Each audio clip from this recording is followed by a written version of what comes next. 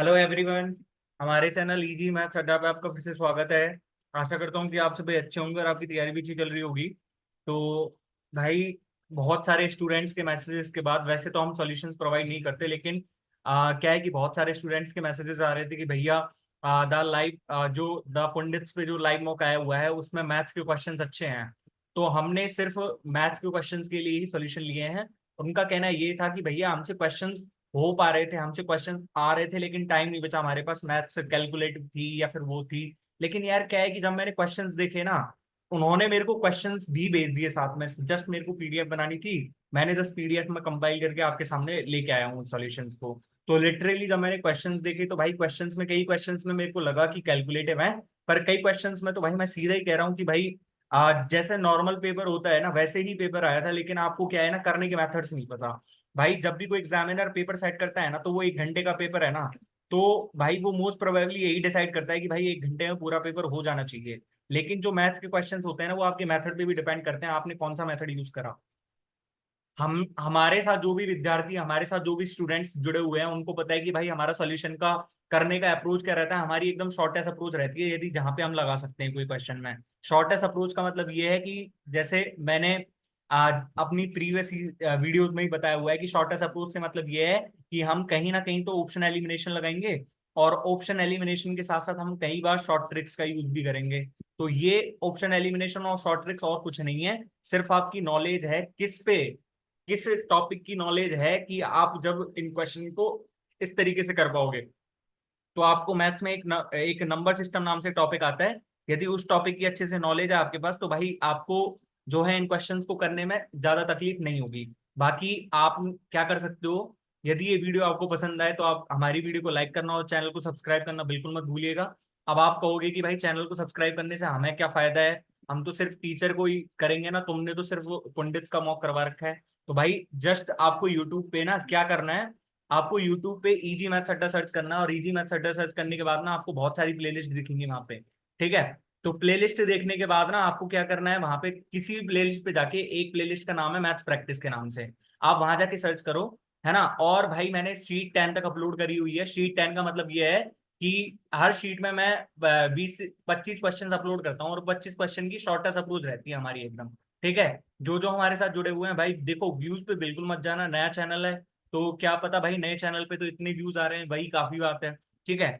पर ये है कि जैसे यूट्यूब पे बहुत सारा टाइम वेस्ट करते हो सुबह से शाम तक, तो भाई मैं ये कह रहा हूँ किसी भी एक शीट को मात्र 20 मिनट देखे तो देखो। फिर आपको ये लगे कि भाई कंटेंट अच्छा नहीं है, तो फिर यदि आप कमेंट में कुछ लिखना चाहो तो लिख सकते हो। ठीक है। और इन सॉल्यूशंस की आपको पीडीएफ कहाँ पे मिलेंगी, हमारे channel easy method, sorry easy maths अड्डा क्यों, हमारे चैनल रिलीवेंट मॉक्स एसएससी, जो हमारे टेलीग्राम चैनल है, आप जाके सर्च कर सकते हो। ठीक है, अपने टेलीग्राम पे, और जिसका लिंक भी मैं आपको डिस्क्रिप्शन बॉक्स में प्रोवाइड कर दूंगा। और आपको पता है कि एक हमारा सीएचएसएल का पेपर आने वाला है, तो सीएचएसएल के लिए हमने क्या कर रखा है कि हमने एक प्रैक्टिस शेट्स बना रखे हैं, है ना।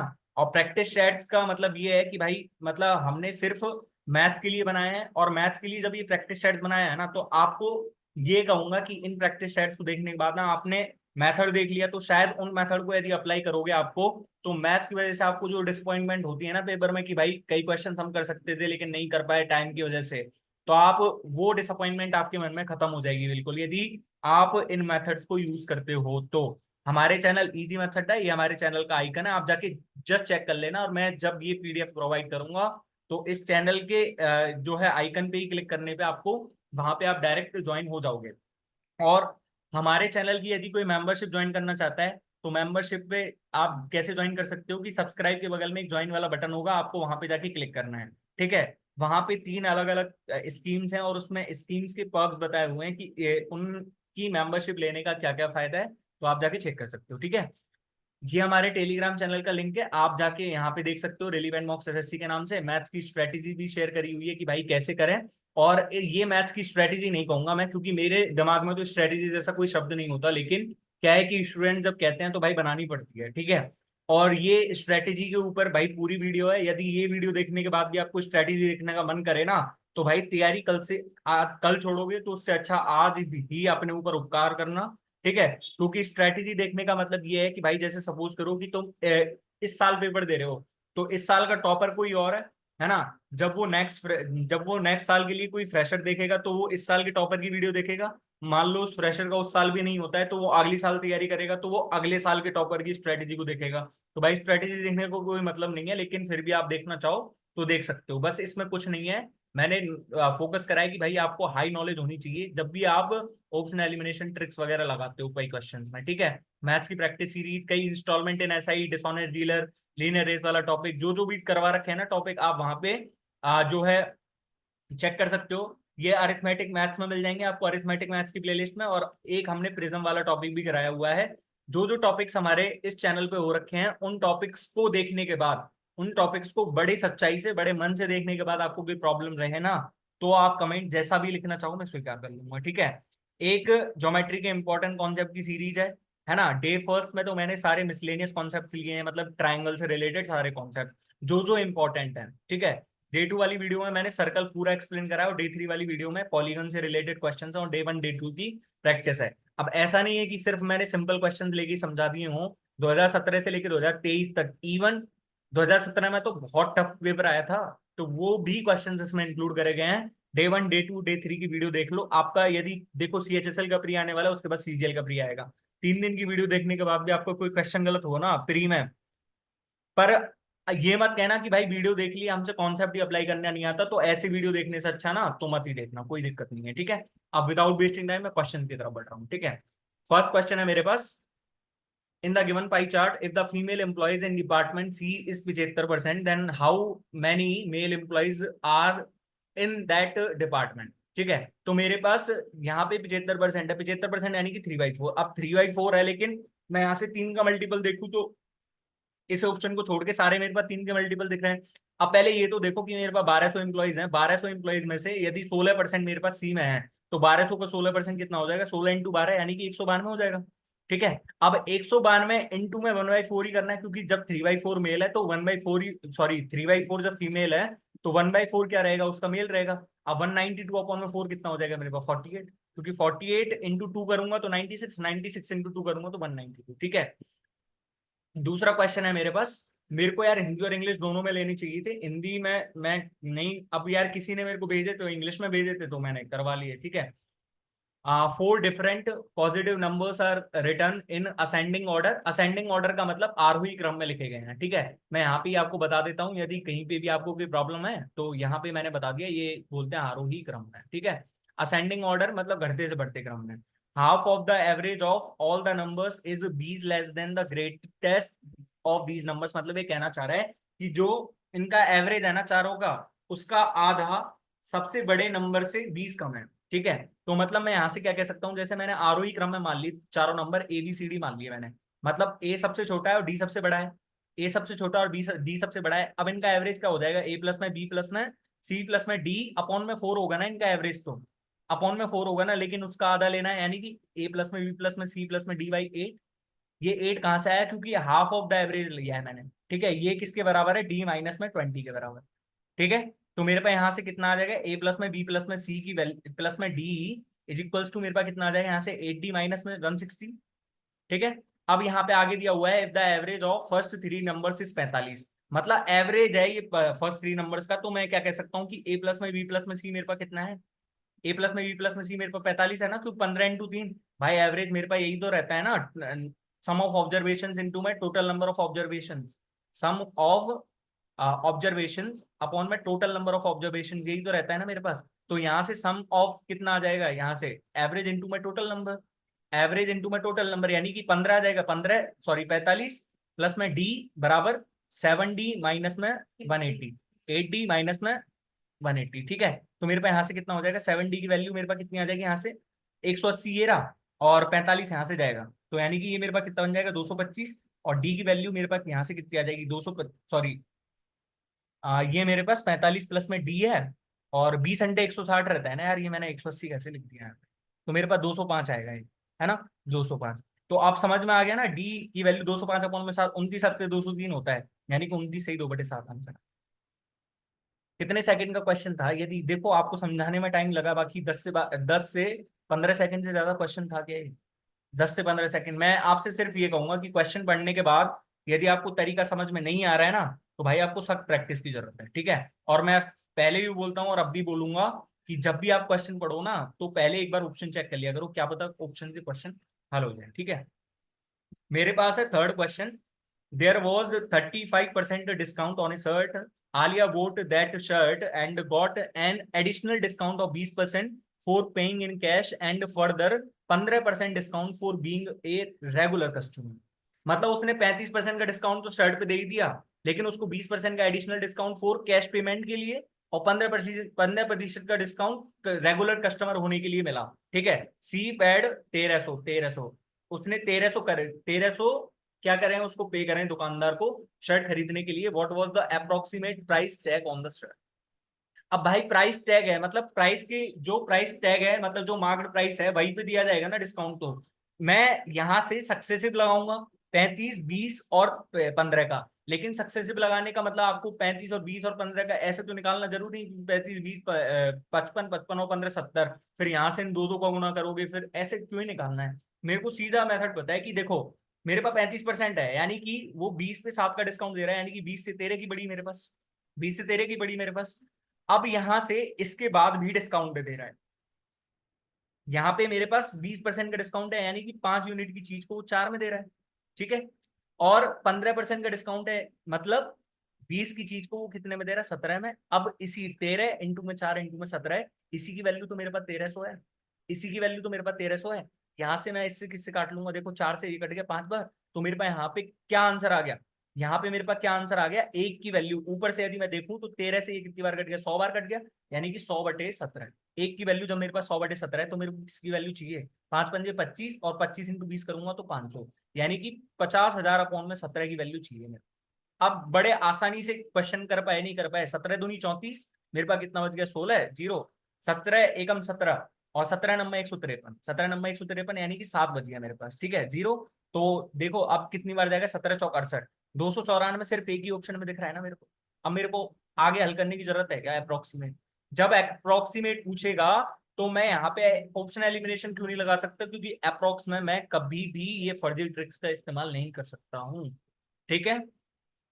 कितनी देर का क्वेश्चन था, ज्यादा से ज्यादा आपको यदि यार कैलकुलेशन ही नहीं पता भाई, नॉर्मली पेपर जब मैथ्स का आता है ना, तो ज्यादा से ज्यादा यदि कोई टाइम ले सकता है ना उस पेपर में, तो ज्यादा से ज्यादा 21 मिनट, और मैक्स टू मैक्स कहूँ ना तो 24 मिनट का time.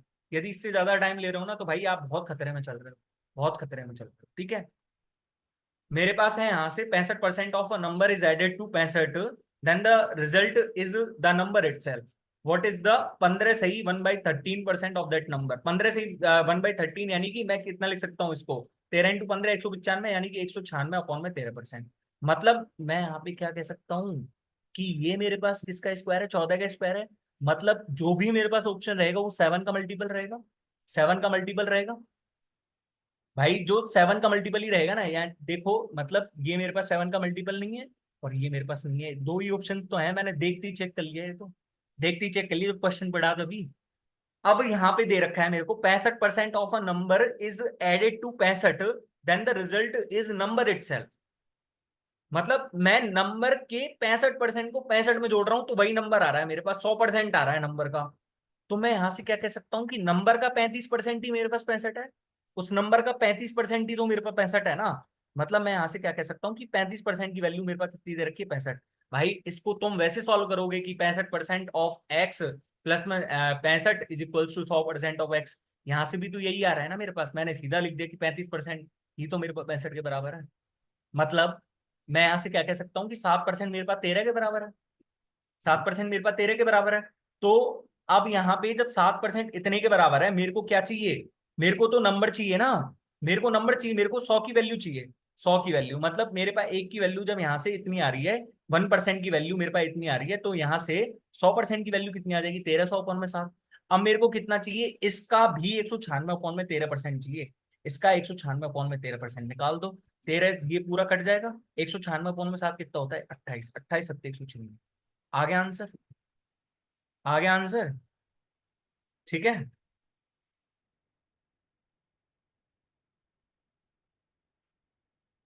Find the value of expression. अच्छा अब यहाँ पे देखो भाई, आप ये भी चेक कर सकते थे कि 196 है, पर यार यहाँ पे मैं कंफर्म नहीं था ना इस चीज के लिए कि भाई मेरे पास नीचे से कोई 4 का मल्टीपल भी नहीं आएगा जो इसको काट सके।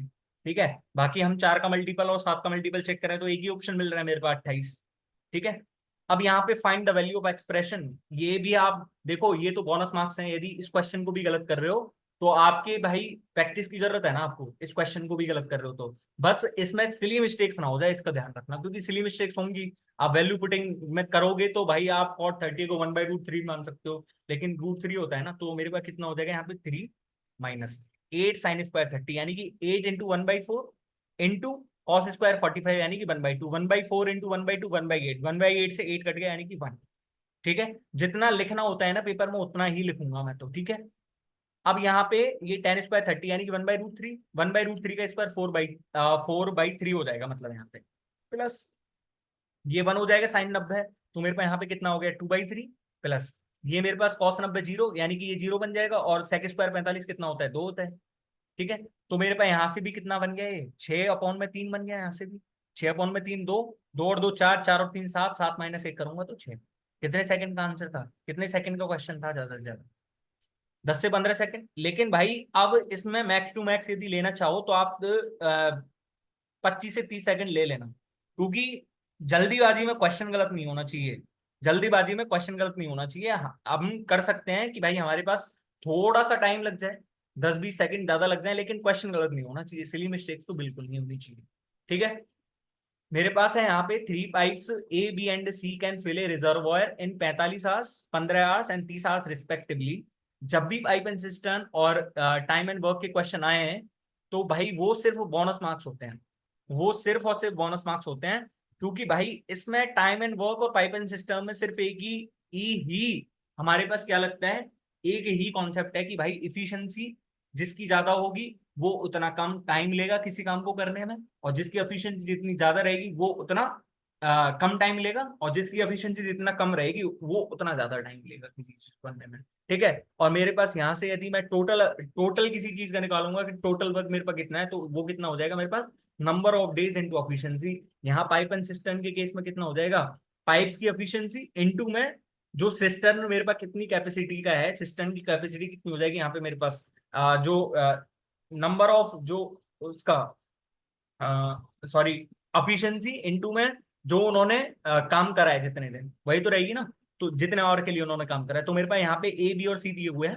तो 45 15 और 30। अब यहाँ पे देख के सीधा लग रहा होगा इनका एलसीएम क्या आएगा 90, यानी कि ये मेरे पास क्या है, सिस्टम की कैपेसिटी है, टैंक की कैपेसिटी, टैंक की कैपेसिटी मैं यहाँ पे यही तो कहूंगा ना कि टैंक की कैपेसिटी है ये मेरे पास, तो मेरे पास यहाँ पे कितना आ गया, ये 90 आ गया, 90, यानी कि ए की एफिशिएंसी 2, बी की एफिशिएंसी 6 और 3 के सी की एफिशिएंसी 3। अब ये क्या कह रहा है, all 3 pipes were opened together and B and C were closed after 8 years, 8 hours, मतलब 8 आवर्स के लिए तो ये तीनों पाइप्स खोले गए हैं, तो 8 आवर्स में कितने भर दिया होगा, 2 और 6 9, 2 और 6 8, 8 और 3 11 है, यानी कि 8 आवर में 88 भर दिया होगा, 2 बचा है। और 2 को कौन भरेगा, in how many hours was the reservoir field completely. अब ये पूरा आवर्स पूछा गया है, तो पूरा आवर्स मतलब अब ये 2 भरने में ए अकेला भरेगा इसको, तो वो 1 आवर ले लेगा, यानी कि 8 और 1 9 आवर लिए ना मेरे पास, 9 आवर। इसको ये पूछना चाहिए था कि भाई वो ए करने में कितना टाइम लेगा, क्योंकि भाई ज्यादातर जो स्टूडेंट रहते हैं ना उनकी आंखें इतनी तेज नहीं रहती हैं, वो सीधा नो आंसर लगाएंगे, पर उनको ये पता ही नहीं है कि भाई बचे हुए टाइम वो कितना टाइम लेगा ए, ये पूछा गया है मुझे क्वेश्चन। ठीक है, मेरे पास है यहाँ से question, a vertical pole and a vertical tower are on the same level of ground in such a way that from the top of the pole the angle of elevation of the top of the tower is 60 degree and the angle of depression of the bottom of the tower is 30 degree. मतलब मेरे पास यहाँ पे एक vertical पोल है और एक vertical tower है ना, और वर्टिकल जो पोल का सीड्स है ना, वहां से टावर की सीड्स का उन्नयन कोण, उन्नयन कोण मतलब यहाँ पे बनाऊंगा मैं, उन्नयन कोण यहां से बनाऊंगा, तो ये कितना है मेरे पास 60 डिग्री है ना।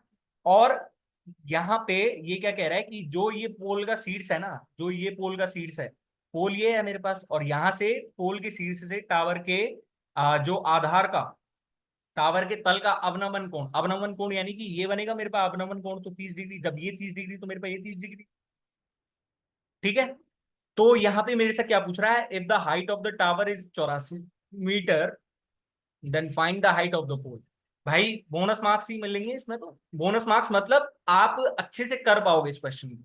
तो यहाँ पे मेरे को एक चीज बताओ, ये 90 है, ये 90 है, तो 90 के सामने मैं क्या बताया था, 60 के सामने यदि रूट थ्री है, तो यहाँ पे ये मेरे पास 30 है, और 30 के सामने 1, और 60 के सामने रूट थ्री, तो 90 के सामने 2। ठीक है, तो यहाँ पे जब ये 1 है तो मेरे पास ये भी 1 होना चाहिए, लेकिन ये तो मेरे पास 60 डिग्री है, 60 डिग्री, तो 60 डिग्री के सामने तो रूट थ्री होगा, रूट थ्री होगा ना। तो मैं ऐसे करता हूँ कि मैं यहाँ पे इसको 30 डिग्री के सामने क्या बना लेता हूँ, रूट थ्री बना लेता हूँ, रूट थ्री। ठीक है, जब ये रूट थ्री हो गया तो ये मेरे पास 3 हो जाएगा, ये मेरे पास 3 होगा ना, जब ये रूट थ्री, तो इसका रूट थ्री टाइम्स ही तो है ये, और ये जब मेरे पास इतना है रूट थ्री, तो ये मेरे पास कितना हो जाएगा, 2 रूट थ्री, 2 रूट थ्री। अब ये रूट थ्री हो गया तो ये सामने वाला भी रूट थ्री, और ये रूट थ्री है तो ये मेरे पास 1 हो जाएगा।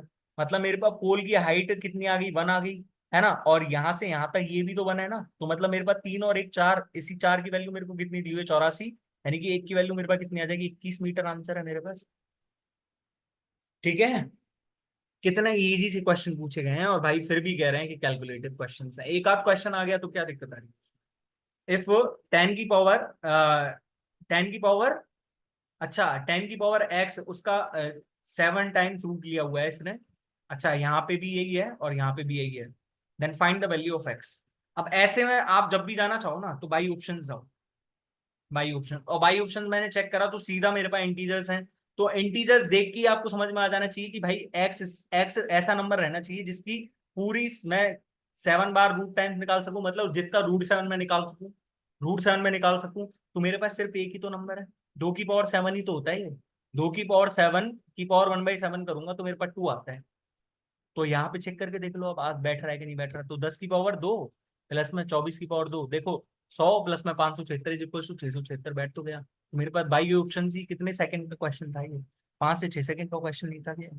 अब आप वैसे सोचते रहना कि भाई इसमें स्क्वायर करूँ, क्यूब करूँ कैसे ना करूँ, आंसर आ जाए तो बता देना मेरे को भी, ठीक है।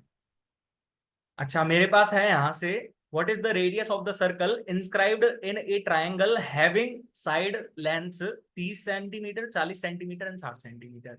मतलब यहाँ पे यदि आर की वैल्यू निकालनी है मेरे को इन रेडियस, इन रेडियस क्या रहती है, डेल्टा अपॉन में डेल्टा क्या रहता है यहाँ पे, एरिया ऑफ ट्राइंगल, और यहाँ पे ये क्या हो जाएगा मेरे पास, सेमी पेरीमीटर, मतलब अर्ध परिमाप, अर्ध परिमाप।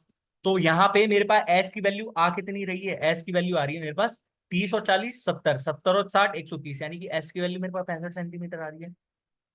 अब मैं क्यों कहता हूँ कि ऑप्शन चेक करो, भाई ऑप्शन चेक करो, ऑप्शन चेक करा मतलब ये मेरे पास क्या है, ये मेरे पास 13 × 5 है। क्या ये किसी भी स्थिति में पॉसिबल है कि नीचे मेरे पास 17, 19 और 11 आ सकता है, क्या ये किसी भी कंडीशन में पॉसिबल है क्या।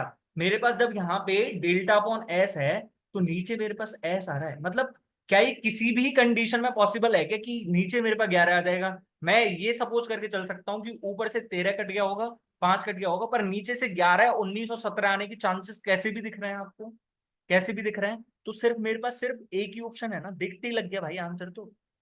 इसमें आपको सिर्फ एक बार एस निकालने की जरूरत थी, और आपको इतना पता हो कि 13 × 5 65 होता है, सिर्फ पेन चलाने की जरूरत नहीं थी। कितने सेकंड का क्वेश्चन था ये, 4 से 5 सेकंड का क्वेश्चन था ये, ठीक है, 4 से 5 सेकंड का क्वेश्चन था ये। अब आप कैसे करोगे भाई, बेसिक वाले भी देख लो, भाई बेसिक वालों को लग रहा होगा ना कि भाई बेसिक भी करा दो, तो भाई बेसिक देखो पहले इसका। मेरे पास यहां से डेल्टा यदि मैं निकालूंगा तो डेल्टा मेरे पास कितना रहेगा, अंडर रूट में एस इंटू में एस माइनस ए, एस माइनस ए कितना हो जाएगा मेरे पास, 65 - 30 यानी कि 35, और 65 - 40 यानी कि 25, और 65 - 60 इज इक्वल्स टू 5। ठीक है, अब मैंने क्या करा, डेल्टा इज इक्वल्स टू यहाँ पे मेरे पास कितना बन जाएगा, ये देखो रूट 65 इंटू में, इसको मैं 7 बना रहा हूँ। 7 क्यों बनाया, क्योंकि ये मेरे पास 25 है तो ये मेरे पास 25 हो जाएगा, 5×5 = 25, यहाँ पे ले लिया मैंने 5 1 तो 25 × 25। ठीक है, अब ये रूट जो 25 × 25 है, तो मैं इसको बाहर निकाल ले सकता हूँ ना, यानी कि डेल्टा इज इक्वल टू मेरे पास कितना है, 25 इंटू में ये 65 × 7 है, 65 × 7, तो 7×5 = 35 और 455, और नीचे मेरे पास एस आना है एस, तो डेल्टा अपॉन में एस मेरे पास कितना हो जाएगा, यहाँ से 5 रूट में 455। आप ऐसे करोगे तो आपकी कैलकुलेशन यदि फास्ट है तो बहुत कम समय में हो जाएगा, वरना 20 से 25 सेकंड लगेंगे। पर आपको जब ऑप्शन देख के ही पता चल रहा है, तो भाई मैं ये कहना चाहूंगा कि इतनी बेवकूफी क्यों करनी है आपको, आप उस क्वेश्चन में जहां आपका टाइम नहीं, जहां आपसे हिट नहीं हो रहा है, तो इस टाइम को वहां लगाइए ना आप। आपको जब 4 से 5 सेकंड में, भाई मैंने लॉजिक दिया है, क्या ये किसी भी तरह की पॉसिबल है कि मैं नीचे से 11 19 और 17 ला सकता हूँ? किसी भी तरह पॉसिबल है क्या ये चीज? अच्छा, मेरे पास है यहाँ पे question, the price of rice increase by 16%, by what percent can a person decrease the consumption so that there is an increase in expenditure by 9% only. मतलब मेरे पास यहाँ पे क्या कह रहा है कि चावल की जो कीमत है ना वो 16% बढ़ गई। एक व्यक्ति को अपने खपत में कितनी कमी करनी चाहिए, कितनी कमी करनी चाहिए कि उसका एक्सपेंडिचर सिर्फ 9% बढ़े। तो भाई जिसको यही एक फॉर्मूला होता है ना, एक्सपेंडिचर बराबर, एक्सपेंडिचर कितना रहेगा, price into consumption, price into consumption. मतलब मेरे पास यहां से क्या कह रहा है, ये मेरे पास एक्सपेंडिचर कितना होना चाहिए, 100 से 109 होना चाहिए। लेकिन मेरे पास जब प्राइस है तो प्राइस 16% है, 16% यानी कि 4/25, तो 25 से 29 होनी चाहिए मेरे पास, 25 से 29 होनी चाहिए। तो कंजम्पशन निकालना है मेरे को, कंजम्पशन। ठीक है, तो यहाँ पे क्या हो जाएगा मेरे पास, जस्ट उल्टा ही तो करना है, यानी कि 2900 से मेरे पास 109 × 25 करूंगा तो मेरे पास कितना आ जाएगा, 27 25, 27 25। अब करके देख लो, 25 × 225 और 25 × 25, ठीक है, आगे 27। तो भाई मेरे पास जो कंजम्पशन आया वो मेरे पास यहाँ से क्या होना चाहिए, 2900 से घट के 2725 रह गया। मतलब कितना घटा, 175 घटा कितने पे, 29 पे। अब जिसको ये पता है 29 छिके 174, उसने सीधा आंसर लगाया 6%। और जिसको नहीं पता है वो आराम से भाग देने में लगाया, तो भाग दे लो आराम से, क्या दिक्कत। ठीक है, इफ x प्लस में y इज इक्वल टू 18 है, x y is equal to 88, then find the value of x cube plus में वाई, एक्स क्यू प्लस में वाई। मतलब मैं यहां से सीधा चेक कर लूं, 18 का मल्टीपल आएगा मेरे पास, 18 का मल्टीपल, क्योंकि मेरे पास यहाँ पे एक्स क्यू प्लस में वाई क्यू चाहे कुछ भी है, लेकिन एक्स प्लस में वाई तो बाहर आना ही है, आना ही है ना, एक्स प्लस वाई, तो एक्स प्लस में वाई इंटू में एक्स स्क्वायर माइनस में एक्स वाई प्लस में वाई स्क्वायर। मतलब मेरे पास 18 का मल्टीपल, और 18 का मल्टीपल 9 से 15, 9 का मल्टीपल नहीं है। 9 एक का एक, और 108, 108 तो 18 का मल्टीपल होता है ना, ये मेरे पास सही ऑप्शन सा लग रहा है। दो और दो, दो और दो चार, यानी कि ये नहीं है, 1 और 4 5। अब कई ये पूछेंगे कि यार भैया ये तो रटने वाला चीज हो गया, रटने वाला चीज नहीं हुआ भाई। ऐसे क्वेश्चंस करते हैं ना, तो ऐसे क्वेश्चंस करने में क्या फायदा है कि आपसे जहां पे क्वेश्चंस हिट नहीं हो पा रहे हैं ना, तो वहां पे उन क्वेश्चंस पे टाइम दो, ना कि इन क्वेश्चंस पे जो कि अच्छे से आसानी से हो सकते हैं। तो मेरे पास यहाँ पे, और मेरे को सारे ऑप्शन क्यों चेक करने पड़ते हैं, क्योंकि सारे ऑप्शंस मैं इसलिए चेक करता हूँ कि कहीं मेरे पास कोई दूसरा ऑप्शन तो नहीं है। मान लो जैसे यहाँ पे 1080 है और यहाँ पे मैं 1260 लिख देता, तो 1260 भी तो 18 का मल्टीपल होता है ना। तो फिर हमें मान लो सपोज करो कि इसमें तो ये आंसर है, पर बाई चांस ये आंसर होता और आपने ये टिक कर दिया, तो भाई ये तो आपका आंसर ही गलत हो गया ना।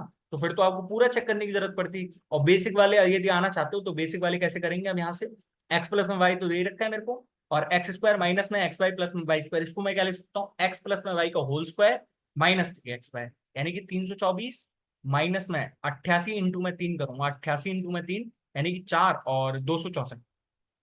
ठीक है, तो ये मेरे पास 60 हो गया, 60 इंटू में 108, 150। ठीक है, ये मेरे पास बोर्ड मास का क्वेश्चन है, और बोर्ड मास का क्वेश्चन भाई बहुत खतरनाक दिया है इन्होंने, है ना। तो भाई बड़े पेशेंस के साथ करना है ना, और भाई बहुत पेशेंस रखना अपने में, क्योंकि इसमें फर्जी ट्रिक्स तो काम नहीं आने वाली है। लेकिन मैं ये कह सकता हूँ कि भाई ये 311 है ना, ये तो मेरे पास नीचे नहीं आएगा कभी, ये तो मेरे पास नहीं है। ठीक है, अब मेरे पास 10/16 है, 10/16 लिखो। ऑफ है, ऑफ है, तो पहले पहले मैं क्या करूंगा, इसको अंदर वाले को सॉल्व करूंगा। 3/4 भाग 3/4 ऑफ 4/3। ऑफ को सॉल्व करा तो 4 से 4 कट गया, 3 से 3 कट गया, यानी कि अंदर बचा मेरे पास सिर्फ 3/4। अंदर बचा मेरे पास 3/4। अब 3/4 को पहले ऑफ करूंगा ना, ऑफ करूंगा तो यानी कि 30 बटे कितना बनेगा मेरे पास, 64। तो इसको मैं कितने से काट लेता हूँ, चलो इसको 5 और इसको 2, यानी कि ये मेरे पास क्या बन गया, 15/32। अब इसको भाग दो। ठीक है, 4/5 इंटू में 4/5 भाग 4/5 ऑफ 5/4, यानी कि 5 से 5 कट गया, 4 से 4 कट गया। पहले ऑफ सॉल्व होगा ना, 4/5 भाग एक 4/5, और 4/5 इंटू में 4/5 करूंगा तो 16/25। सही आ रहा है आंसर, सही आ रहा है। तो यहाँ पे मैंने क्या करा, 15/32 भाग 16/25। पर पहले अब ऑफ सॉल्व होगा, ऑफ सॉल्व होगा ना पहले, तो ऑफ लिखो पहले। अब मेरे पास यहाँ पे क्या है, यहाँ पे ऑफ है, तो यहाँ पे पहले ऑफ सॉल्व करा तो मेरे पास कितना आएगा, 15 है। और सॉरी, इसको यदि मैं ऐसे कर लूँ 2 यहाँ पे, तो कोई बुराई है, तो ये मेरे पास यहाँ पे पीछे वाला टर्म क्या बन रहा है, 5/12 बन रहा है, 6/6 दूनी 12 ना। और यहाँ पे ये मेरे पास पहले ये भाग सॉल्व करना है मेरे को, तो भाग सॉल्व करूंगा तो मेरे पास कितना बच रहा है ये, 6/5 भाग 3, 6/3 यानी कि 3/5, क्योंकि 3 ऊपर घूम जाएगा, 3 ऊपर घूम जाएगा। अब मैं एक एक चीज तो लिखने से रहा भाई, इतना तो मैं भी तुमको पता ही होगा, ठीक है। तो यहाँ से 3/5 बचा, यहाँ से मेरे पास 5/12 है, और दोनों का मल्टीप्लाई ही करना है मेरे को। तो 5 से 5 कट गया, और 3 से ये कितनी बार कट जाएगा, 12, 4 बार, तो यानी कि मेरे पास कितना बच गया, 1/4। हो गया क्वेश्चन सॉल्व, हो गया क्वेश्चन सॉल्व। ये मेरे पास 4 से कितनी बार कट जाएगा, 4 बार, ठीक है। तो मेरे पास यहाँ से कितना आ गया, 15/32, और भाग में 4/25। तो 25 × 15 करूंगा, और 32 × 4 = 128, यानी कि 375/28, यही तो ऑप्शन है मेरे पास, ठीक है। यही तो ऑप्शन है ना मेरे पास। बड़े आसानी से हो गया ना question. A person covers A distance in certain time, if he increases his speed by 16 km/h, then he cover the same distance in 1 hour less time, and if he decreases his speed by 16 km/h, then he covers the same distance in 1 hour 40 minutes more time. What is the actual time taken to cover the distance? कितना अच्छा question है, और भाई सबसे important question है। और ये मत सोचना कि भाई इतनी अच्छी लैंग्वेज लिख रखी है तो भाई कितना धांसू सवाल होगा। सिर्फ बेसिक से उठाया गया क्वेश्चन है, टाइम स्पीड एंड डिस्टेंस की बेसिक से उठाया क्वेश्चन, ठीक है। तो भाई ये कहना चाह रहा है कि एक व्यक्ति है जिसने एक सर्टेन टाइम में एक डिस्टेंस कवर करी, लेकिन यदि वो स्पीड को 16 km/h बढ़ा दे, तो वही डिस्टेंस को कवर करने में उसको 1 घंटे कम टाइम लगा होता। और यदि 16 km/h घटा दे अपनी स्पीड को, तो वही डिस्टेंस कवर करने में उसको 1 आवर 40 मिनट ज्यादा लगे होते। तो सिर्फ मैं एक चीज पूछना चाहूंगा कि भाई मेरे पास डिस्टेंस तो सेम ही है ना भाई, चाहे उसने स्पीड कितनी भी बढ़ाई, तो स्पीड बढ़ाने पे उसका टाइम कम हो गया, लेकिन डिस्टेंस तो उसने सेम ही कवर करी है ना। डिस्टेंस तो उसने यहाँ पे भी सेम कवर करी थी, डिस्टेंस तो उसने यहाँ भी सेम कवर करी थी। मतलब मैं सिर्फ ये कह सकता हूँ कि यहाँ पे सिर्फ स्पीड और टाइम का खेल है। स्पीड स्पीड बढ़ाई तो टाइम घट गया, और स्पीड कम करी तो टाइम बढ़ गया, पर डिस्टेंस तो मेरे पास सेम है। तो मेरे पास यही कॉन्सेप्ट लगना है, डिस्टेंस सेम। इसका सीधा सीधा फॉर्मूला भी होता है। यदि इसका सीधा सीधा फॉर्मूला आपको यदि बताऊं मैं, तो यहां से कितना होता है, एस प्लस में एस वन अपॉन में एस वन इंटू में T one is equals to S minus में एस टू अपॉन में एस टू इंटू में टी टू। अरे भाई हर चीज बताएंगे, टेंशन मत लो यार, आप राहुल के साथ हो तो भाई, ठीक है। तो यहाँ पे टी क्या है, टी मेरे पास एक्चुअल टाइम था, मतलब जो इसकी स्पीड नहीं बढ़ी थी, स्पीड जब यूजुअल थी और टाइम भी जब यूजुअल था, तब ये टी तो मेरे पास एक्चुअल टाइम है। एस मेरे पास एक्चुअल स्पीड है, एस वन बढ़ी हुई स्पीड है, और टी वन घटा हुआ टाइम है। क्योंकि यदि, अब यहाँ पे बेसिक समझो, मेरे पास डिस्टेंस कांस्टेंट है, डिस्टेंस मेरे पास कांस्टेंट है, तो एस बराबर डी अपॉन टी रहता है। जब डी को मैंने कांस्टेंट मान लिया, डी को मैंने कांस्टेंट मान लिया, तो मेरे पास S is indirectly proportional to T, S is indirectly proportional to T. मतलब मैं क्या कह सकता हूं कि यदि मेरे पास स्पीड बढ़ेगी तो मेरे पास टाइम घटेगा, जैसे जैसे स्पीड बढ़ेगी मेरे पास तो टाइम घटेगा ना मेरे पास, और जैसे जैसे मैं स्पीड को घटाऊंगा तो मेरे पास टाइम बढ़ेगा। तो ये फॉर्मूला तो पता है कैसे आता है, कि मेरे पास पहले चली हुई दूरी को मैं मान लो एस टी मान लेता हूँ, एस टी। तो ये एस टी किसके बराबर है, जब उसने कुछ ना कुछ स्पीड बढ़ाई, मान लो मैं एस से एस एस प्लस में वन कर देता हूँ, एस प्लस में एस वन। अब उसकी बढ़ी हुई स्पीड इतनी है, तो जब टाइम कितना लगा होगा उसको, टी माइनस टी वन। तो मैंने ये मान लिया, एक इक्वेशन तो यहां से आ जाएगी हमारे पास, ये वाली इक्वेशन, ठीक है। टी की वैल्यू, सॉरी टी की वैल्यू आ जाएगी यहाँ से। और यही एस टी की वैल्यू मेरे पास ये भी तो हो सकती है, S minus S two into में टी माइनस टी टू। ये यहाँ पे क्या है, जब, सॉरी टी प्लस में टी टू, जब यहाँ पे एस टू है, मतलब कुछ ना कुछ मैंने स्पीड कम करी है, तो मेरे पास कुछ ना कुछ टाइम बढ़ा होगा। जिसको बेसिक ही नहीं पता है तो बेसिक पढ़ गया हो पहले, ठीक है। तो मैं यहाँ पे ये फॉर्मूला नहीं लगा रहा हूँ, मैं सीधा कर रहा हूँ आपके सामने, डिस्टेंस मेरे पास सेम है। तो डिस्टेंस मेरे पास सेम है, मतलब मेरे को पहले स्पीड निकालनी है। स्पीड तो निकले मेरे पास, तभी तो मैं निकाल पाऊंगा ना, जो मेरे पास क्या निकालना है क्या नहीं निकालना है मेरे को, ठीक है। तो भाई अब कैसे निकालोगे, या तो हम जब डिस्टेंस सेम है तो मैं ऐसे निकाल लूं, डिस्टेंस सेम है तो ऐसे निकाल लूं, या फिर मैं सीधा सीधा फॉर्मूला लगा रहा हूँ। तो सीधा सीधा मैं फॉर्मूला लगाऊंगा तो मेरे पास देखो, एस प्लस में कितना करी थी, 16 करी थी, अपॉन एस वन 16 इंटू में टी वन कितना था, एक, is equals to S minus में एस टू मेरे पास कितना है, एस टू 16 है, अपॉन में 16 इंटू में ये मेरे पास टी टू है, 1 आवर 40 मिनट यानी कि 5/3 आवर्स, 5/3 आवर्स, ठीक है। तो मेरे पास देखो 16 से 16 कट गया, यानी कि ये 3 का मल्टीपल यहाँ पे हुआ, तो 3s प्लस में 48 की वैल्यू मेरे पास कितनी आ रही है, 5s माइनस में 80। तो 2s की वैल्यू मेरे पास कितनी आ गई, 128, यानी कि s की वैल्यू मेरे पास आ गई 64 किलोमीटर/आवर।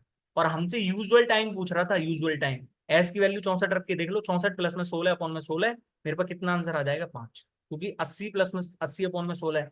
इंपॉर्टेंट कॉन्सेप्ट है भाई, बिल्कुल भूल मत जाना। लेकिन जिसने बेसिक से करा है ना, उसको कोई दिक्कत नहीं आएगी इस क्वेश्चन को करने में, ठीक है। Aman earns ₹175 and works for 17 hours per day. Suman earns 187 hours per day and per hour and works 15 hours per day. What is the ratio of earning of Aman and Suman per day. अमन की कितनी है, 195 इंटू में 17, और रेशियो कितना हो जाएगा, 195 into 17, ratio कितना हो जाएगा मेरे पास, 187 इंटू में 15। कुछ दिया है तो कुछ कटपिट रहा होगा, 15 से ये कितना बार कट गया, 13 बार। और ये मेरे पास कितना बार कट गया, 17 से 11 बार, 13 इंटू 13 रेशियो। इतना ही लिखना था, इतना ही लिखना था इसमें, ठीक है। इन ट्राइंगल एबीसी, भाई ट्राइंगल कॉन्सेप्ट आ गया तो डे 1 वाली वीडियो देखो, ज्योमेट्री के इंपॉर्टेंट कॉन्सेप्ट सीरीज। आपको कोई दिक्कत आए उसके बाद तो मेरे को कमेंट बॉक्स में मेंशन कर सकते हो, कोई दिक्कत नहीं है ना।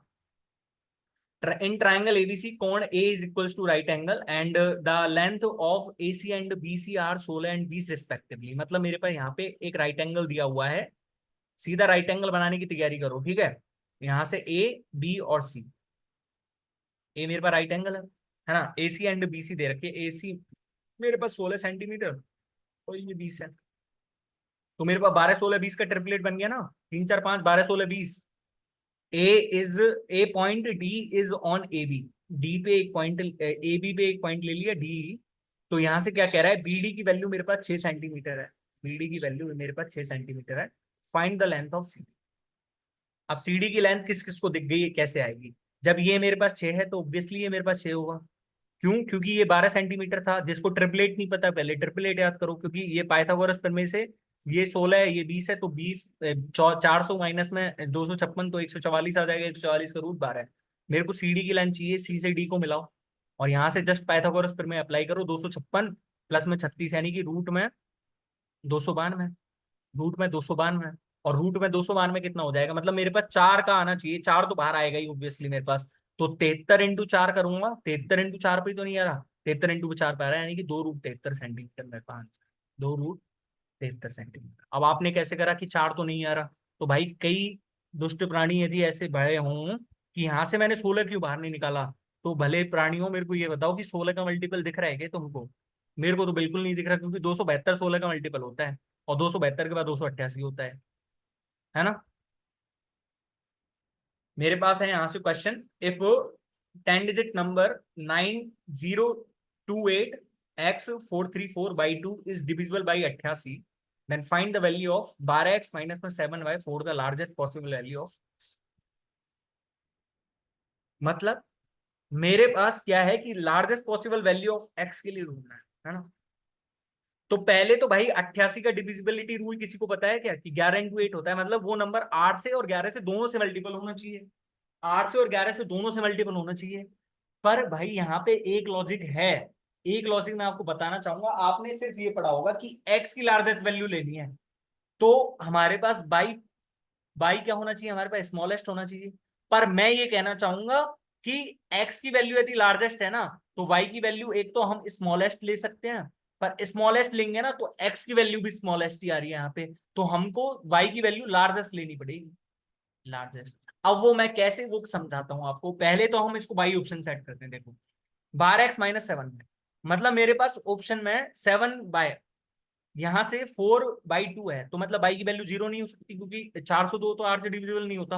1 रखूंगा तो 412 नहीं होता, 2 रखूंगा तो 422 भी 8 से डिविजिबल नहीं है, 3 रखूंगा तो 3 तो है ना, क्योंकि भाई 40, 8 पंजे 40 और 832 हो तो गया 432। मतलब मेरे पास 3 आ रही है, 3 यानी कि 21, 7 के 21। हर ऑप्शन में 21 जोड़ के देखो, क्या पता 12 का मल्टीपल हमको ढूंढ जाए, क्योंकि एक्स जो भी आएगा मेरे पास एक्स तो इंटीजर है ना, एक्स तो मेरे पास इंटीजर ही है ना। चाहे कुछ भी है लेकिन एक्स इंटीजर है मेरे पास, पॉजिटिव इंटीजर है, पॉजिटिव इंटीजर है। तो जब x पॉजिटिव इंटीजर है तो मेरे पास 21 21 जोड़ के तो देखो, 21 21 जोड़ के देखा तो ये मेरे पास 71 आ रहा है, ये मेरे पास कितना आ रहा है, ये मेरे पास 73 आ रहा है, ये मेरे पास कितना आ रहा है, ये मेरे पास 66 आ रहा है, और ये मेरे पास कितना आ रहा है, 21 जोड़ूंगा इसमें तो ये मेरे पास 68 आ रहा है। तो भाई इसमें से तो मेरे को एक भी 12 का मल्टीपल नहीं दिख रहा, इसमें तो मेरे को एक भी 12 का मल्टीपल नहीं दिख रहा।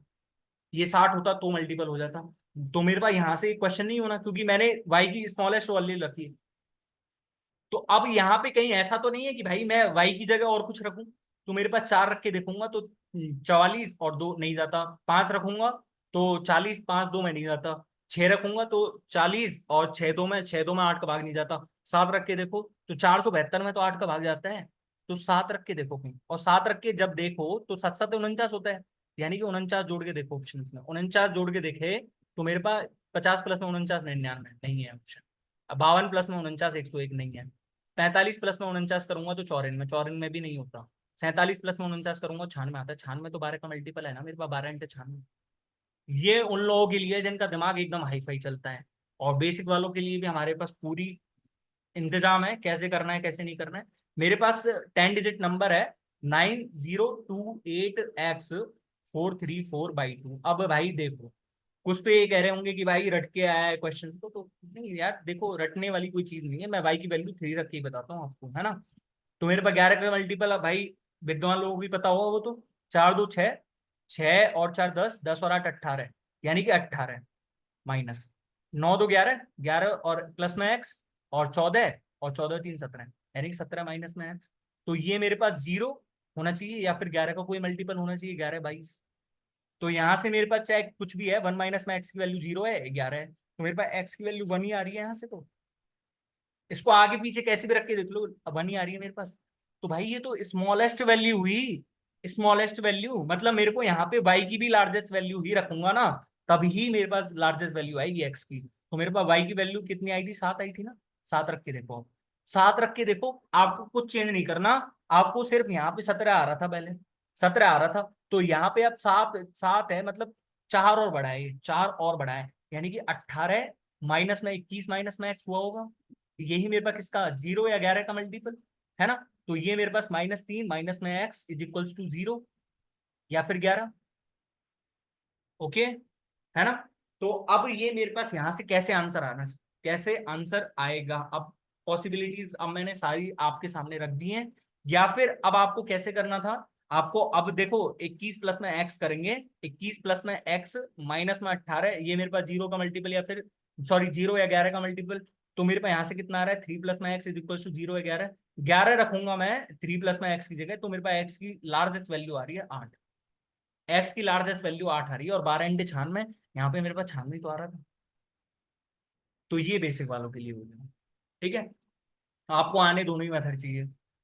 Three partners A, B, and C share profit and losses in the ratio 5:11:9. If the profit for the year before charging 23% tax is rupees 54,525, then what is the B's share of profit after deduction of tax in approx? Approx पूछ रहा है तो फर्जी tricks तो लगेंगे नहीं हमारे पास, फर्जी ट्रिक्स का तो हमारे पास कोई नामो निशान है ही नहीं इससे तो। लेकिन मेरे पास यहाँ पे जो है रुपीज दिया हुआ है कितना, बिफोर टैक्स, मतलब ये मेरे पास 100% ही दे रखा होगा ऑब्वियसली, 100% ही दे रखा होगा ना, 100%, यानी कि ये मेरे पास एक्चुअल जो प्रिंसिपल था ना, एक्चुअल जो मेरे पास पी था वो दे रखा है मेरे को। पर ये मेरे को क्या दे रखा है कि मेरे को 23% बिफोर चार्जिंग, मतलब 23% डिडक्शन करके बताना है मेरे को। जब प्रॉफिट था तो प्रॉफिट यहाँ पे कितना बैठ रहा है, 11 9 20 25, तो मेरे पास बी का प्रॉफिट कितना आएगा, 11/25 ऑब्वियसली। भाई 25 में से 11 यूनिटी तो है बी को, तो 11/25 हुआ। लेकिन मेरे पास डिडक्शन के बाद बताना है, मतलब 23% टैक्स डिडक्ट करना है, तो मतलब मेरे को यहाँ पे 23% घटाना है इसमें से, तो मेरे को 77% ऑफ पी चाहिए। 77% ऑफ पी मतलब मेरे को क्या चाहिए यहाँ से, 54,525 इंटू में इसका 77%, इंटू में इसका 11/25। अब यहाँ से आंसर आ जाएगा, 25 से इसको काट लो, 25 दूनी 25, 45 बच गया, 25 से कम 25, 202, 25 घंटे 202, और यानी कि 2181, 2181 आ गया मेरे पास, है ना। अब यहां से जब ये 2181 आ गया तो इस समीकरण को गुणा करूंगा, तो भाई गुणा करने पे ही मेरे पास कुछ आएगा अब तो यहां से अब मेरे पास क्या क्या ऑप्शंस दिख रहे हैं ये देखना है मेरे को, ठीक है। तो मेरे को अप्रोक्सीमेट आंसर चाहिए, फर्स्ट ऑफ ऑल तो मेरे को अप्रोक्सीमेट आंसर चाहिए, तो अप्रोक्सीमेट आंसर के लिए आप देखो मेरे पास यहाँ पे 21.81 है, 21.81 इंटू में 11 करूंगा, ठीक है। 11 करूंगा तो 11 एकम 11 है, 11 अंठे 88 और एक 89 है ना, और 89 8 बच गया ना, 11 एकम 11 और 8 19, एक बच गया, और यहाँ पे 11 दूनी 22 और 22 23, यानी कि 239 पॉइंट में 239 पॉइंट में 91 इंटू में 77। जब ये 230 होता, 230 इंटू में 80 कर दूं मैं, 230 इंटू में 80 भी करता, तो 23 अंडे कितना होता है, 23 अंडे कितना होता है, 23 अंडे, 23 पंजे 115, 23 138, 23 161, 23 184, 23 23 नंबर 207 होता है, यानी कि मेरे को तो 80 के आसपास ही पहुंचना है, 80 के आसपास ही पहुंचना है। मतलब मेरे पास 23 अंडे कितना होता है, 23 अंडे 184। पर ये तो सारे ही ऑप्शन मेरे पास यहाँ के आसपास ही बैठ रहे हैं, तो मतलब मेरे को अप्रोक्सीमेट भी बहुत तगड़ा करना है, मतलब मैं गुना करके ही देख लेता हूँ, मेरे पास और कोई ऑप्शन नहीं दिख रहा, ठीक है। क्योंकि मैं इतना अप्रोक्सीमेशन में भाई इतना प्रो खिलाड़ी नहीं हूँ, है ना, मैं आपसे सीधा ही कह रहा हूँ भाई ये चीज तो, है ना। तो देख लो, अब मेरे को यहाँ से क्या चाहिए, 77 एकम 77, ठीक है। और 77 नंबर कितना होता है, 9 7 63 6, और 9 7 63 और 6 कितना हो जाएगा मेरे पास 69, यानी कि 700 हो गया है मेरे पास, 700 और 70, ये 693 और 70। तो मतलब मेरे पास यहाँ पे 3 आ रहा है एंड में, और 3.07, एक ही ऑप्शन दिख रहा है बस मेरे पास, 18,18,473, ये 0.07 है। 0.7 होता तो ये मेरे पास 74 चला जाता, 0.07 है, यानी कि पॉइंट एक भी नहीं है, पॉइंट एक भी नहीं है, एक से भी 0.03 कम है, ठीक है। इतना ही अप्रोक्सीमेशन आता भाई मेरे से, है ना। In the given diagram find the value of p plus में q if o is the centre of the circle. हाँ भाई, अब इसमें कौन सा हाई लेवल कॉन्सेप्ट बताना चाहोगे, पहले तो डे 2 वाला वीडियो देखो आप जाके, सर्कल के इंपॉर्टेंट कॉन्सेप्ट सीरीज, ठीक है। कोई कॉन्सेप्ट रहे तो मेरे को बताना भाई, 100% नहीं, नॉट इवन 99%, 100% कह रहा हूँ कि भाई वीडियो देख लो, आपसे कॉन्सेप्ट अप्लाई करना आ गया, आपको एक भी क्वेश्चन रह जाए तो बताना मेरे को, ठीक है। मेरे को p प्लस में q की वैल्यू चाहिए, इस p की और इस q की। तो भाई सिंपल सा क्वेश्चन मेरे को दिख गया, चाहे ये o सेंटर हो या ना हो, लेकिन मेरे को एक चीज दिख रही है कि ये मेरे पास साइक्लिक क्वाड्रिलेटरल बन गया, ये साइक्लिक क्वाड्रिलेटरल बन गया, और साइक्लिक क्वाड्रिलेटरल में आमने सामने के कोण ये और इसका योग मेरे पास कितना हो गया, 180, यानी कि p प्लस में q प्लस में 52 की वैल्यू मेरे पास 180 है, तो p प्लस में q कितना हो जाएगा मेरे पास 128 डिग्री, ठीक है। मेरे पास है यहाँ से क्वेश्चन, इफ 1 प्लस में 10 स्क्वायर और प्लस में 1 प्लस में 1 अपॉन में 10 square is equals to k, then find the value of root k। तो यहाँ से कैसे रखना चाहोगे, कैसे रखना चाहोगे भाई, यदि हम वैल्यूज रख के देखते हैं, तो वैल्यूज रखने में तो भाई ये चांसेस है कि अपने दो दो ऑप्शंस मैच कर सकते हैं, क्योंकि यदि मैं 45 रखूंगा तो ये दोनों ऑप्शंस मैच करेंगे, है ना।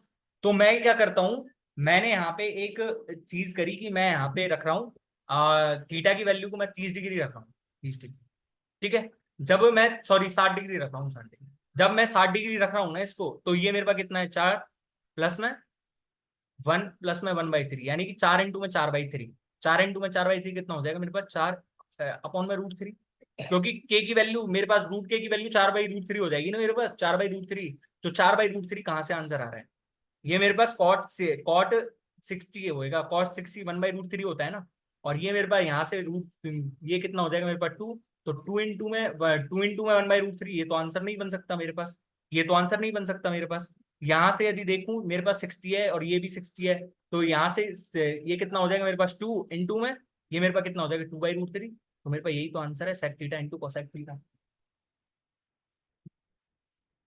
ठीक है।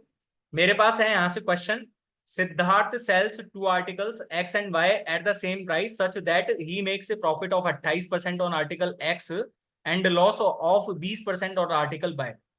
मतलब एक्स की चीज को उसने कितने में बेचा, 25 से 32 में बेचा, क्योंकि 7/25 ही तो है, 28%, 7/25, और यहां से 20% लॉस, यानी कि 1/4, यानी कि बाई की चीज को उसने 5 से 4 में बेचा, लेकिन हमारे पास जो सेलिंग प्राइस सेम है, सेलिंग प्राइस सेम है, तो यहाँ पे 32 है, तो यहाँ पे भी 32 बना लेते, 32 बनाने के लिए मैंने क्या करा, यहाँ पे आर से मल्टीप्लाई कर लिया, जस्ट आर से मल्टीप्लाई कर लिया। अब मेरे पास देख लो दोनों की सेलिंग प्राइस सेम हो गए, सेम हो गया ना मेरे पास।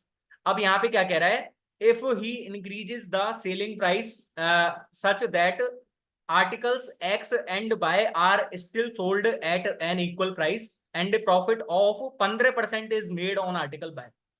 15% का आर्टिकल, 15% का प्रॉफिट हो रहा है अब भी आर्टिकल बाई पे, मतलब 15% का प्रॉफिट करूंगा इस पे, 40 पे 15% का प्रॉफिट, तो 40 का 15% कितना हो जाएगा मेरे पास, 4 और 2 6, 4 और 2 6, तो मेरे पास यहां से कितना आ गया 46, मतलब उसका प्रॉफिट 14 बढ़ गया।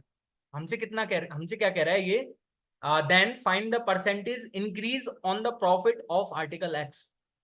तो ये जब 46 है तो ऑब्वियसली इसका प्राइस भी 46 होना था मेरे पास, ऑब्वियसली इसका प्राइस भी 46 होना था। हमसे क्या कह रहा है कि परसेंटेज जो प्रॉफिट में इंक्रीज हुआ है ना वो पूछना है।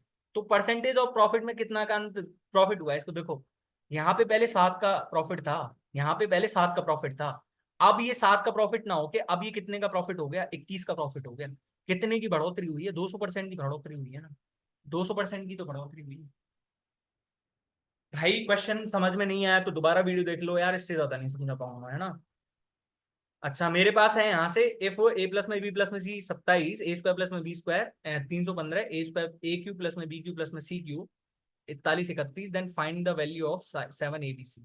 7 ABC 7 का मल्टीपल चेक कर रहा हूँ मैं, सीधा सीधा 7 का मल्टीपल दिख गया होगा, ऑप्शन कौन सा दिख रहा है, देखो ये 28 37 है, 28 31, ये 28 35, सीधा मल्टीपल है ना।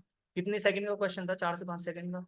बशर्ते आपको ये पता हो कि भाई ऐसी कोई भी वैल्यूज पॉसिबल नहीं कि ए क्यू प्लस में बी क्यू, ये सारे यदि मेरे पास इंटीजर्स आ रहे हैं तो मेरे पास यहाँ पे एबीसी भी इंटीजर्स ही रहे होंगे, एबीसी भी इंटीजर्स ही रहे होंगे, तो 7 का जो भी मल्टीपल रहेगा वही तो मेरे पास आंसर रहेगा 4 से 5 सेकंड में। अब बेसिक वाले आ जाओ, बेसिक वाले हल्ला बोलो। तो भाई देखो ये मेरे पास 27 है ना, यहाँ से मैं 2 AB इंटू में ए बी प्लस में बीसी प्लस में एसी की वैल्यू कितनी आ जाएगी, 729 माइनस में 315, क्योंकि 27 का स्क्वायर 729 और माइनस में 315 कितना हो जाएगा, ये मेरे पास 414। यानी कि यहाँ से ए बी प्लस में बीसी प्लस में एसी कितना आ गया मेरे पास, 207 आ गया, 207 आ गया ना ये। तो यहाँ पे ए क्यू प्लस में बी क्यू प्लस में सी क्यू और माइनस में 3 ABC और होता है यहाँ पे, तो मैं क्या कर सकता था आंसर में, क्या कर सकता था मैं आंसर में, यहाँ पे ए क्यू प्लस में बी क्यू प्लस में सी क्यू दे रखा है। अब भी भाई क्वेश्चन नहीं होगा क्या तुमसे, अब भी नहीं होगा क्या ये क्वेश्चन। मैं प्लस 3 ABC को इधर लेके जाऊंगा तो मेरे पास देखो यहाँ से कितना बनेगा 27, ए स्क्वायर प्लस में बी स्क्वायर प्लस में सी स्क्वायर 315 प्लस में माइनस में 207, क्योंकि ए स्क्वायर प्लस में बी स्क्वायर माइनस में ए बी माइनस में बी सी माइनस में ए सी होता है ना, प्लस में 3 ABC, इसी की वैल्यू तो मेरे पास 41 31 दी हुई है। ठीक है, तो ये मेरे पास कितना है 108, 108 इंटू में 27, 27 अंटे 216 और 27 एकम 27 यानी कि 2916, तो 2916 घटा दो इसमें से। तो यहाँ पे इसका 3 का भाग देना, एबीसी की वैल्यू निकालने के बाद 7 से मल्टीप्लाई कर देना, इससे ज्यादा नहीं करना।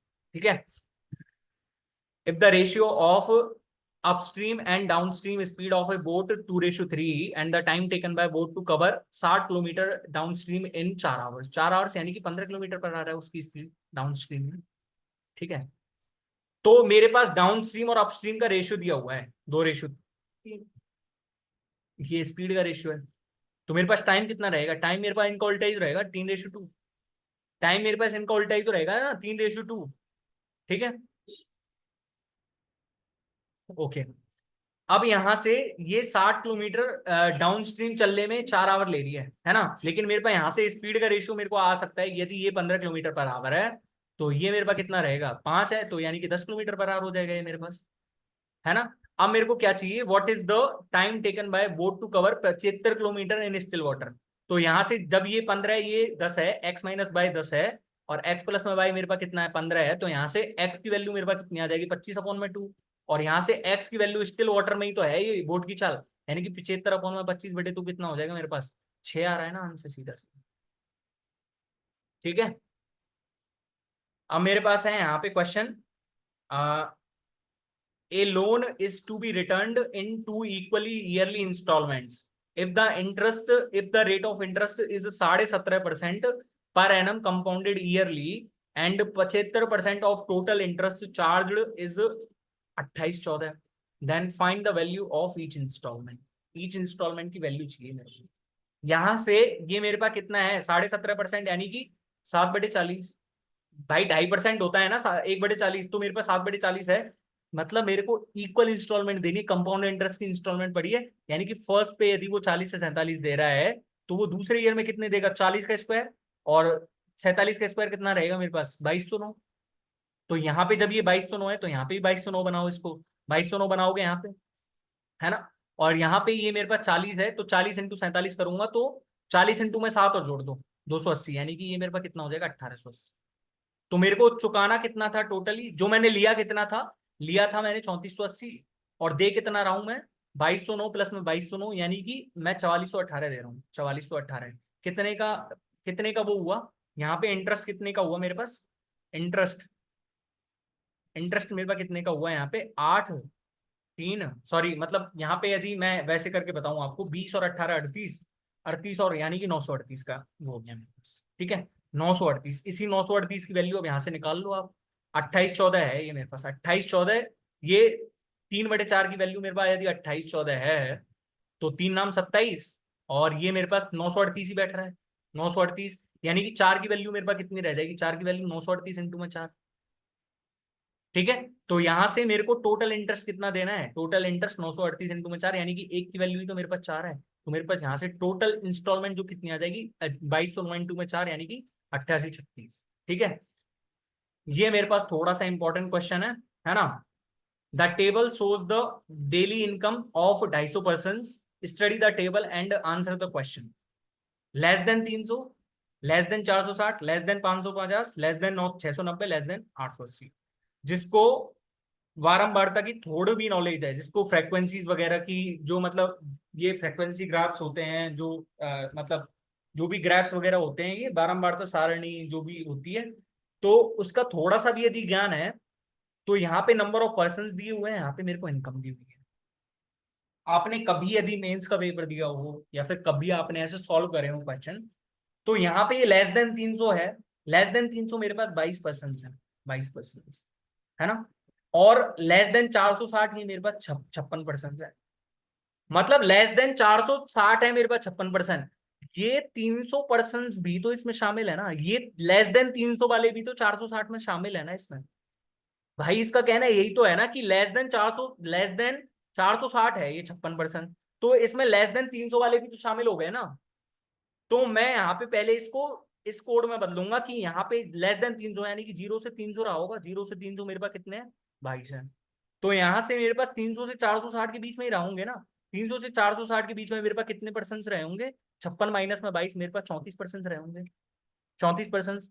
अब यहाँ पे 550 है, यानी कि 460 से 550 के बीच में कितने रहे होंगे, 94 माइनस 56, यानी कि 38% रहे होंगे, ठीक है। 690, यानी कि 550 से 690 के बीच में मेरे पास कितने रहे होंगे, 180 माइनस में 94, यानी कि मेरे पास 86% रहे होंगे, ठीक है। अब मेरे पास यहाँ पे क्या कितना रहा है, how many person are there whose income is more than 690, मतलब यहाँ पे सिर्फ यही घटा के देखना था मेरे को, मैंने आपको पूरा बता दिया है, लेकिन हमको सिर्फ यही घटाना था, और आंसर कितने सेकंड का था, ज्यादा से ज्यादा 5-6 सेकंड, 6 सेकंड का था, लेकिन मैंने पूरा बता दिया आपको कि कैसे करते हैं इस क्वेश्चन को। तो 180, यहाँ पे 250 है, यहाँ पे 180, तो मेरे पास 70 आएगा ना, यानी कि मेरे पास 70 ही तो आंसर है, 690 से ऊपर, 690 से ऊपर। तो आप समझे ना कि लेस देन 880 में ये सभी शामिल हैं, ये सभी शामिल हैं। पर मैं इसको यदि इस कोड में बदलूंगा कि 690 से 880 के बीच में मेरे पास कितने हैं, मेरे को ये निकालना है, ठीक है। PQ is a chord of circle with center O. R is a point on minor arc of PQ such that angle ORQ is equals to 47 degree. ये मेरे पास कोई सर्कल है, और सर्कल का मैं आपसे कमेंट बॉक्स में इसका आंसर चाहूंगा, मैं थोड़ा सा एक्सप्लेन कर देता हूँ, आपको हिंट दे देता हूँ कि ये मेरे पास कोई कॉर्ड दी हुई है PQ, और मेरे को O सेंटर दिया हुआ है यहाँ पे, और यहाँ पे मेरे को माइनर आर्क पे कोई वैल्यू दी हुई है R, R कोई पॉइंट है, और यहाँ से ORQ की वैल्यू मेरे पास कितनी दी हुई है, ORQ की वैल्यू मेरे पास है यहाँ से 47 डिग्री, ठीक है। If S is the intersection point of PQ and QR, PQ and OR, then find the value of PSR। हमको इसकी वैल्यू चाहिए, पर ये मेरे को OPQ कितना दिया हुआ है, 14 डिग्री, 14 डिग्री। जब ये मेरे पास सेंटर है, ये 14 है, तो ये मेरे पास 14 डिग्री, क्योंकि रेडियस है, रेडियस दोनों है, रेडियस दोनों है ना, दोनों रेडियस है। जब ये 14 है, ये 14 है, तो ये मेरे पास ये कितना हो जाएगा, 152 डिग्री टोटल, टोटल है ये मेरे पास 152 डिग्री, टोटल 152, है ना। और आपने एक कॉन्सेप्ट पढ़ा हो कि ये 152 है, तो ये मेरे पास ऊपर वाला कितना रहेगा, 208, और भाई ये 208 का ही तो आधा रहेगा ना ये एंगल जो बनेगा। भाई ये मेरे पास पूरी एक चाप हो गई PQ, PQ चाप, माई जो मेजर चाप है उसके द्वारा केंद्र पे बना हुआ कौन, 208 है, तो यहाँ पे जो सरकमफेरेंस बना हुआ कौन इसका आधा रहेगा ना 104, तो यानी कि ये 47 है, तो ये मेरे पास कितना हो जाएगा 57। अब यहाँ से मेरे को कैसे भी निकालना, कैसे भी मत निकालना, आपको एक वीडियो सजेस्ट करता हूँ, डे 2 वाली वीडियो देखो, आपको आंसर समझ में आए तो ठीक है, नहीं तो भाई पढ़ने का यार इतना कोई मकसद नहीं रह जाता है यदि अब भी क्वेश्चन नहीं होता, ठीक है। तो भाई आपको देख लो, पंडित का पूरा मॉक टेस्ट सॉल्यूशन दे दिया है, और आपको पता है, आपको पता भी चल गया होगा कि भाई क्वेश्चंस कहाँ टफ थे, कहाँ क्या था, कुछ नहीं था भाई। पेपर तो उसी लेवल का बना था ना, लेकिन मेथड्स की कमी है, सिर्फ मेथड्स ही तो आने चाहिए हमसे। तो वीडियो पसंद आई हो तो वीडियो को लाइक करना और चैनल को सब्सक्राइब करना बिल्कुल मत भूलिएगा। और ऐसे ही हम ओलाई बोर्ड के सॉल्यूशंस भी आपको मिलेंगे इस टेस्ट में। आज का मैंने सीएचएसएल का मॉक टेस्ट अपलोड करने की सोची थी, लेकिन फिर कर नहीं पाया था, क्योंकि जो है कि मैं सोच रहा था कि यार खुद से ही करके देखते हैं, कोई दिक्कत नहीं है, ठीक है। खुद से ही करके देखने देते हैं, मतलब जो स्टूडेंट्स हैं वो खुद से ही करके देखेंगे। तो भाई सीएचएसएल 2024 के लिए हमने जो प्रैक्टिस सेट करा रखे हैं उनको ज्वाइन करें, है ना। और जो हमने ओलाई बोर्ड पे सॉल्यूशन डाला था लास्ट टाइम के लिए, उसकी लिंक भी मैं आपको सबकी डिस्क्रिप्शन बॉक्स में प्रोवाइड कर दूंगा। थैंक यू सो मच, मिलते हैं नेक्स्ट वीडियो में, टिल देन बाय। अच्छे से तैयारी करो, अच्छे से पढ़ो।